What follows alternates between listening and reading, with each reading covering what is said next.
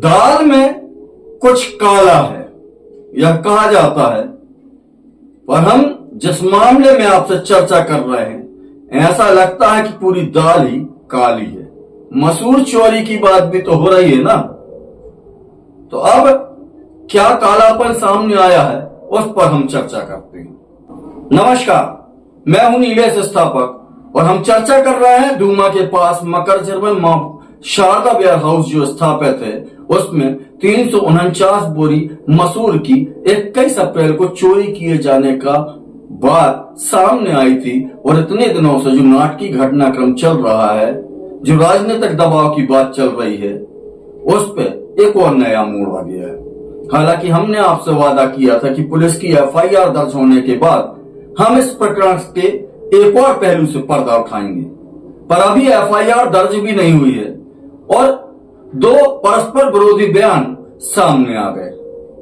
Video और audio जो इस मामले में सामने आए हैं उनको हम इस अपने वीडियो के अंत में आपके साथ साझा करेंगे। और मामला क्या है कि एफआईआर दर्ज किए जाने को लेकर परस्पर विरोधी बयान आए।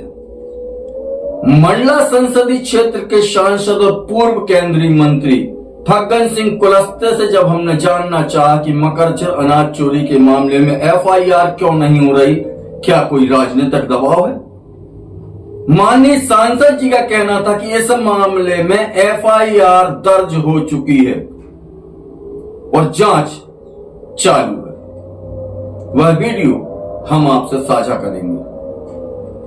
पर हमने जब पुलिस अधिकारियों से आज ही के दिन दूरभाष पर संपर्क किया कि इस मामले में आज 29 अप्रैल हो गए, 8 दिन लगातार इस घटना को घटित हो गए, क्या इस मामले में एफआईआर दर्ज हो गई है। धूमा के थाना अध्यक्ष ने हमसे दूरभाष में बताया कि अभी उस मामले में कुछ बयान दर्ज किए जा रहे हैं, कुछ जानकारी कलेक्ट की जा रही है, परंतु अभी तक रोजनामचे में, पुलिस के रोजनामचे में ऑनलाइन अभी तक इस मामले में एफआईआर पुलिस में प्राथमिकता दर्ज नहीं की जा सकी है।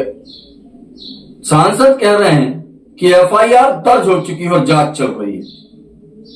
पुलिस विभाग कह रहा है कि अभी जांच चल रही है पर एफआईआर दर्ज नहीं हुई।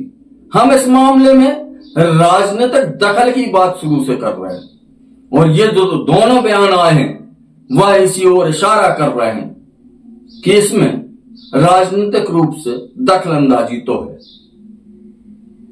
अभी तक पुलिस ने एफआईआर दर्ज नहीं की और सांसद जी को न जाने किन सूत्रों ने बता दिया कि एफआईआर दर्ज हो गई और जांच चल रही है। इस मामले में 8 दिन के बाद चोरों का पता है न लापरवाहों को कोई सजा सुनाई गई। हालांकि एफआईआर दर्ज होने के बाद भी यह मामला न्यायालय में जाएगा, एक लंबी प्रोसीजर होगी, पर पुलिस की एफआईआर से प्रथम दृष्टया यह तो समझ में आ जाएगा कि पुलिस ने किसे इस मामले में दोषी ठहराया। हालांकि अगर नियम कानून की बात देखी जाए तो समिति, अधिकारी और जो जिम्मेदार हैं उन सब के खिलाफ एफआईआर होना चाहिए। अपने कर्तव्यों के प्रति लापरवाही का एक बड़ा मामला इस चोरी की घटना जो होनी बताई जाती उसके बाद देखने को आया है। ना एग्रीमेंट हुआ, ना ही गोदाम मालिक के साथ कोई अनुबंध, न पूर्व में है न आज भी।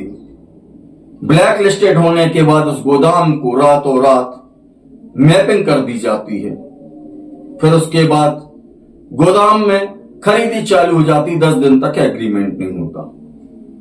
जिस दिनांक को चोरी बताई जाती है उसी दिनांक को समिति उसे ऑनलाइन खरीदी करना बताती है। तो कर्तव्यों के प्रति लापरवाही का एक बड़ा मामला देखने में आ रहा है।